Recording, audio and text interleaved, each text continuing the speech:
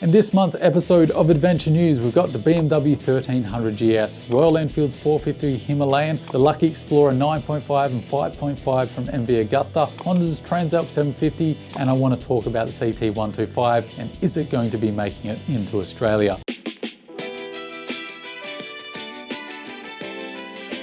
It's one of the more hotly anticipated bikes that I've talked about in a while, for good reason too. It's 450cc's EFI 21-inch front wheel, supposed to be far more off-road capable than the current 411 as well. It's making some big claims, and among those claims, probably the biggest is the 40 horsepower and roughly 45 Newton meters of torque, which is a tasty amount of power and torque, particularly for that weight category. Although, as I've pointed out, we haven't heard the weight yet, which will be really key. If it's a bit of a porker, it really will be working with its hands tied behind its back. But if it is on the lighter side, significantly lighter than the 411, then I think this has the potential to be a very special motorcycle. But the latest is we've got more video on the bike, and not only video, but we have audio with it.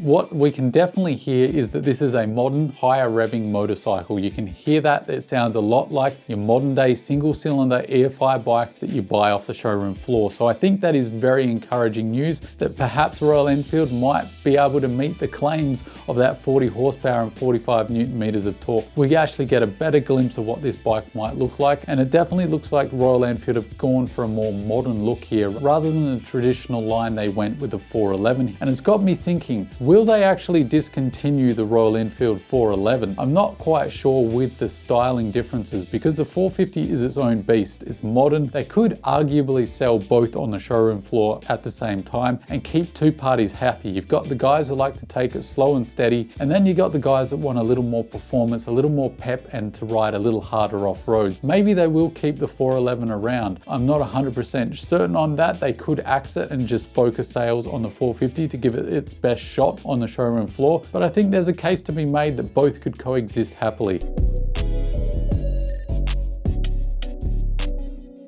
The Honda Transalp 750, massively popular, fantastic motorcycle, and not only that, it's come in at a very, very tasty price. I haven't been able to find confirmation on prices officially, but here in my home state of Western Australia, one of the dealerships has put up a pre-order price, and I've got to say I'm shocked at the price at just over 15,000 Australian dollars. That is staggering. Now, for those of you in the US hearing that number, the Tenere 700 here is almost $20,000. That really is a massive difference in price. So I think that is exciting news that we're getting a very affordable parallel twin adventure bike that will be quite competent at just about everything. Yes, it's not as high performing off-road probably as a Tenere 700, but for most people, I think it will suit their needs. So it's very encouraging news. The other big news about the Transalp 750 for the US people, Honda has confirmed that the Transalp 750 is coming to the US. And all breathe a big sigh of relief. You are getting the Honda Transalp 750. Start it up.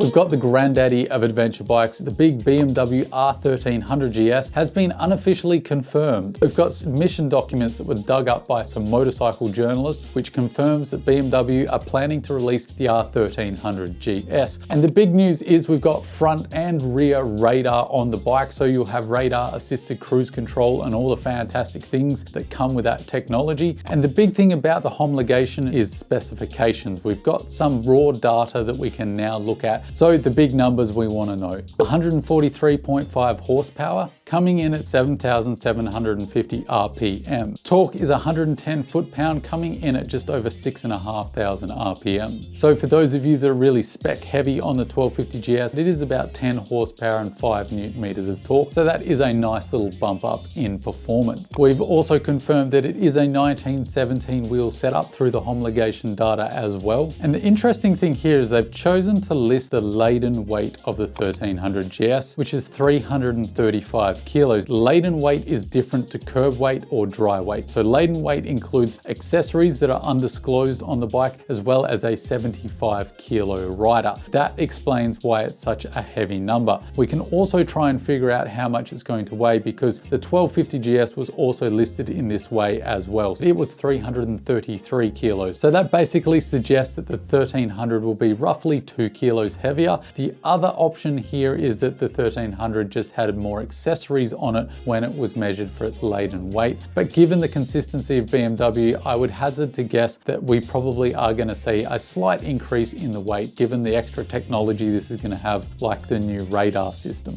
The other big news that we can confirm with the 1300 that's different to the 1250 is that this is the first GS that is fully liquid cooled. Now the 1250 does have water cooling, but it's targeted water cooling, so it's a little bit different of a system. Some sites are claiming we're getting an all new aluminium or aluminum if you're in America frame. We're also getting a bolt-on subframe, ditching the tubular steel frame that's on the 1250. When can you get your greasy mitts on the big adventure tourer? Well, apparently some media outlets are speculating that we could see this bike as early as July this year. Let me know down below, are you getting a little bored of the GS? Is it getting a bit long in the tooth? Or are you a GS diehard and you love what they provide? Very expensive, but very good adventure tourers.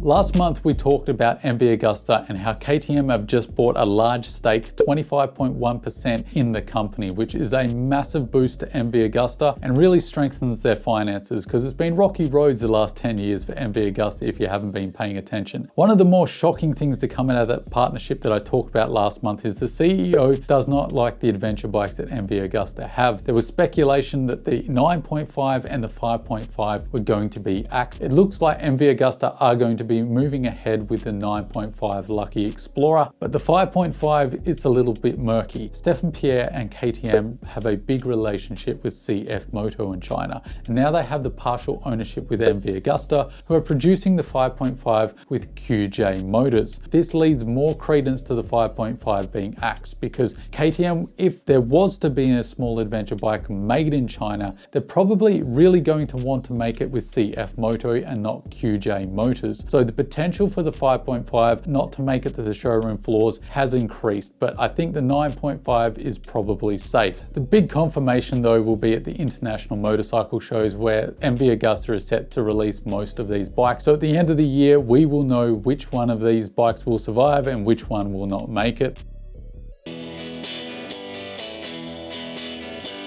If you've been following this bike for a while, you know specifically here in Australia, it was cancelled because it doesn't have dual channel ABS. That's front and rear ABS. So a lot of Aussies were wanting to know, well, does this new updated version of the Trail 125 get dual ABS? It looks like it doesn't. It looks like it's still got the front ABS and no rear ABS. For those of you hoping that the CT125 would make it back to Australia, it doesn't look very hopeful unless they did an Australian specific model. And let's be real here, we have such a small population size that it really wouldn't warrant any effort from Honda. Till they put dual channel ABS on this bike, I don't think it's coming back to Australia, which is a massive disappointment. Thanks for sticking with me to the end, guys. If you liked the video, don't forget to smash that like button, consider subscribing and joining this fantastic off-road community. And as always, don't forget to stay shiny side up, and I'll see you in the next one.